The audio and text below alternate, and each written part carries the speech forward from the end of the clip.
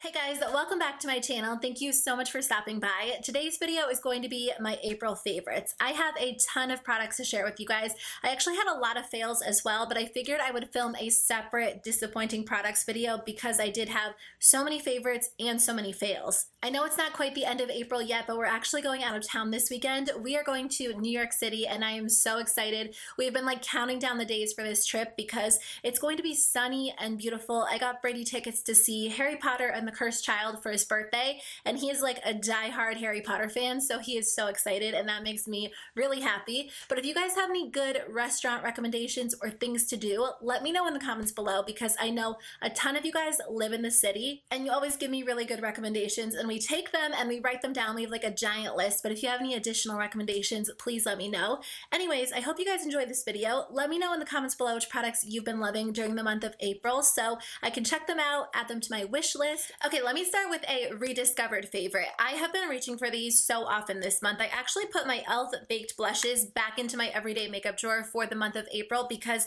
it's been a while since I've used them consistently and I wanted to make sure that I still liked them. Otherwise, I just thought it was time to declutter them.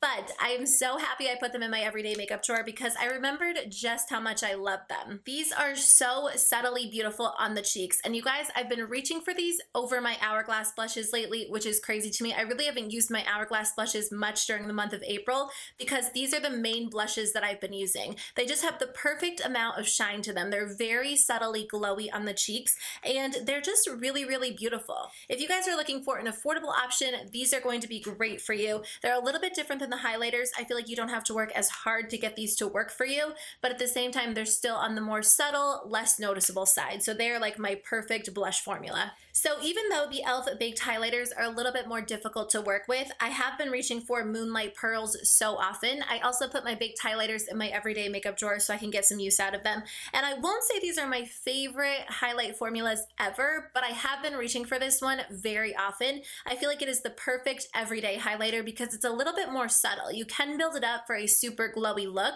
but I feel like it's easy to use. Like I really enjoy baked formulas when I want more of a subtle glow as opposed to like a super blinding highlight. That's not typically something I go for. So this is a great option for everyday where they do have a bunch of colors on the website and I do enjoy them, but I have to say that Moonlight Pearls is my favorite. I have been testing out a new bronzer this month and it is so good. It's from theBalm. It is the Take Home the Bronze Anti-Orange Bronzer and I have the shade Oscar. It is the lightest of their 3 shades, so if you have a darker skin tone than me, you might want to check out one of the other colors, but if you have a similar skin tone, this one is going to be a great option for you. I really like the Balm Bahama Mama bronzer, but that one is way too dark for me, so I was super excited to try this one out because the whole claim is that it's supposed to be anti-orange, and I feel like so many bronzers look orange on me. Even if they have a little bit of a cooler undertone, for some reason it still looks orange on me, and this one looks perfect. I love this because it is a matte bronzer, but at the same time it doesn't look completely flat or one-dimensional on the skin. It just kind of blends into the skin and looks really seamless and beautiful and flattering.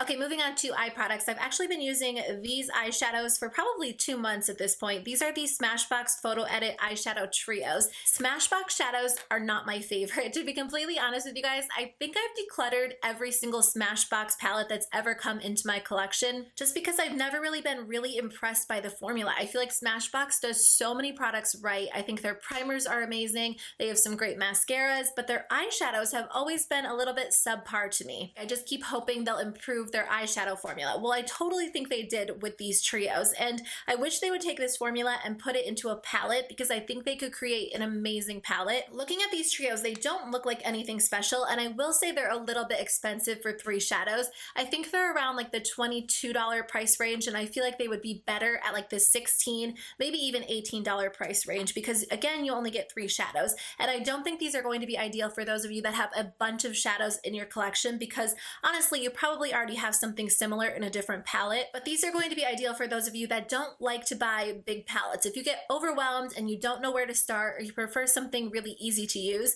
these are going to be great for you. They'll be great in in your makeup bag, in your purse, on the go, and they're just kind of convenient. So my favorite is Nudie Pick Light, and they do have a darker version. I think they have Nudie Pick Medium, Nudie Pick Dark, but the light one is my favorite because it comes with 3 beautiful cooler tone shadows, and it's just so easy to use. I love that there are only 3 colors in one trio because it just makes it really simple. You don't get overwhelmed. You don't go in with too many shadows and create a really muddy look. You just get a nice, easy, simple look. On top of that, the formula is really nice. It's very smooth, very blendable, a little bit powdery, but so easy to work with. So a lot of days I'll just take this and do like a quick 5-minute eye look and I'm good to go. And then I also like the one in Snap Queen. I enjoy these a lot. I feel like they're a little bit overpriced, but again, if you want something super simple, you get overwhelmed by big shadows, or you just want to try out the shadow formula, I do think they're worth checking out. So it took me a little while to finally try out the Juvia's Place eyeshadow palettes. I did get 2 of them from HauteLook, and I've been using the Nubian palette, and I don't know why I waited so long to try this out, but I feel like the formula is almost creamy, like they're actual creamy powder shadows, and a lot of my go-to eyeshadow palettes are a little bit more powdery, a little bit, I guess, like more airy, whereas these shadows feel more dense, but at the same time, I really enjoy this formula. It's so easy to use, and you get great color payoff when you place them on the lids. I've really been going in with like 4 specific shadows in this palette, but I've tried out the majority of them, and I just enjoy the palette as a whole. I'm so impressed by the shadow quality. I was watching Nicole Cutler's video, and she did a breakdown of the palettes that she has in her collection, and I definitely want to try out more of them. I would recommend checking out that video if you're trying to decide which palette to get. I'll link it in the description box below, but I want to try out some of the more colorful shadows just because I feel like they would be so much fun to use. So this one is definitely a great option for you if you are a fan of warm-toned neutrals. So I do have a favorite mascara combination, and I talk about the Essence Lash Princess Volume Mascara non-stop on my channel, so I'm sure you guys are sick of hearing me talk about it. It is just the best everyday mascara. It separates your lashes, it lifts them, it curls them, and it gives you great volume and a little bit of drama and length. It's just all around a good mascara. So I always use this one every single day, whether I'm using it on its own or combining it with another mascara. So when I'm not using it on its own, I start off with this one as a base mascara, and then I go in with the Butter London Stroke of Wow Volumizing Mascara. I got this in my BoxyCharm, and this one is great if you want super long dramatic lashes. I feel like it just kind of amps up the Lash Princess. This one is great on its own, but if I use this one on top, it just makes my lashes a little bit longer, a little bit more dramatic. I don't usually purchase high-end mascaras, but I would consider repurchasing this one when I run out because I just feel like they are like the dream team. So you guys, I have committed to using the NYX Micro Brow Pencil this month, and I have been loving it a lot. I feel like I definitely don't have the hang of it yet, but I feel like when I have a little extra time in my makeup routine, I can get my brows to look pretty good for me, like when it comes to using a brow pencil, because in general, I have a really hard time with them. I've been using Brunette, which is a little bit more red toned, and then I've also been using Espresso, which is a little bit more cool toned. I feel like Brunette's a little too warm and Espresso's a little bit too dark, so I feel like I haven't found my perfect shade yet, and when I swatch them next to each other, they look very, very similar, but when you actually place them on the brows and comb them out, they look very different. So I don't know, I have to see what other colors they have to see if I can find a little bit of a better match for me, but I really enjoy this pencil. So I actually have a nail polish favor to share with you guys. I've been wearing this every single day since I got it in my Ipsy bag, except for today, and then like on days when I don't wear nail polish. I must be so hard on my nails because usually nail polish chips on me after like 2 days. No matter what nail polish I'm wearing, it doesn't even matter if it's long wearing, it doesn't matter if like everybody recommends it, my nail polish always chips. Like even gel polish chips on me pretty quickly. And this polish has been lasting. You know, I would have even just loved it if it didn't last that long just because the color is so beautiful, and this is like my ideal nail polish color. It's my favorite color in the entire world, but not only is it a pretty color, it goes on so beautifully. It's opaque and smooth and rich and beautiful. The brush is like the perfect size for me and it stays in place really well. I was just really excited when I got this in my Ipsy bag, and I'm actually going to go on the website and purchase additional colors because I've been enjoying it so much. Okay, so I have a couple of repeat favorites and I wanted to save them for the end of the video video because some people hate repeat favorites. It's like there are two ends of the spectrum. There are people that hate monthly favorites videos because they think you can't possibly know whether a product is a favorite within 1 month of using it. And then there are other people who hate when you include repeat favorites because they want to see new products on your channel and they don't want you to repeat yourself. I feel like it's not that serious. Like, it's just makeup, and I try out so many products every single month. So I know when a product is a good product when I feel comfortable recommending it to you guys. But at the same time, I do have repeat favorites because I have my go-to products that I reach for over and over. So my videos are kind of like a mix of both. I don't know. The first one is the Physicians Formula, the Healthy Foundation. I've been talking about it nonstop on my channel, but I'm just so excited about this foundation because it is affordable. It's more of like a light to medium coverage foundation, and I have not found a favorite like that in a really long time. Like the Urban Decay All Nighter is my go-to, but sometimes I want to go a little bit lighter with my foundation, and I have tried out so many drugstore options that just haven't worked for me until this one. I reach for it all the time. I think it's a great everyday foundation. I love that it looks naturally glowy on the skin, and you get more of a light coverage, but you can build it up for a medium coverage look, and I just think it's a great option. I don't typically reach for this one when I have a super long day ahead of me because I don't feel like it stays in place all day long, but I feel like it is so comfortable and natural looking on the skin, so I'll reach for it when I have more of like a casual day, or I don't care if my makeup lasts all day, and I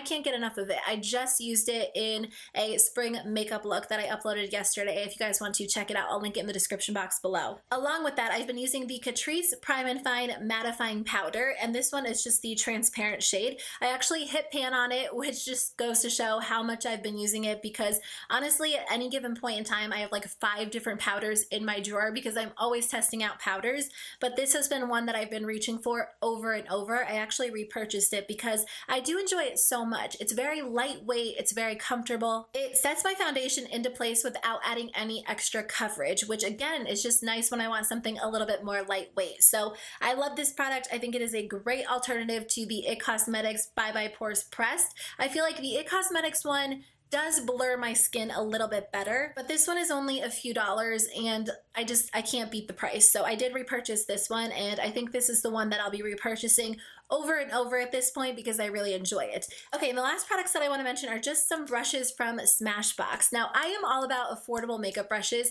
I just did a video on my favorite affordable brushes, and those are like my go-to brushes. I don't really reach for expensive brushes very often, but a lot of you guys have been asking me my thoughts on these brushes from Smashbox. I've been testing them out for, I feel like it's been over 4 months at this point. Like, I think I got them back in the fall or the winter from Smashbox, and at first I was like, I don't really know, like they're okay, but I have so many affordable brushes that I like that I wasn't really, interested in doing a full review of them on my channel. But a lot of you guys told me that you prefer to spend your money on more expensive brushes. You think they last a little bit longer, which I can see both sides of the spectrum. So I had to share my favorites with you guys. I'm just going to flash some close-ups on the screen for you. I do think that these are a nice option. Again, I don't really spend my money on a lot of high-end brushes, and I did get these as PR. So to be completely upfront and honest with you, I would not go out and buy all of them separately because that is way too much money to spend on brushes for me personally. But these are the 6 that if I lost them, I would spend my money on them again. The only one that I might not spend my money on is the sheer powder brush because it retails for like $40.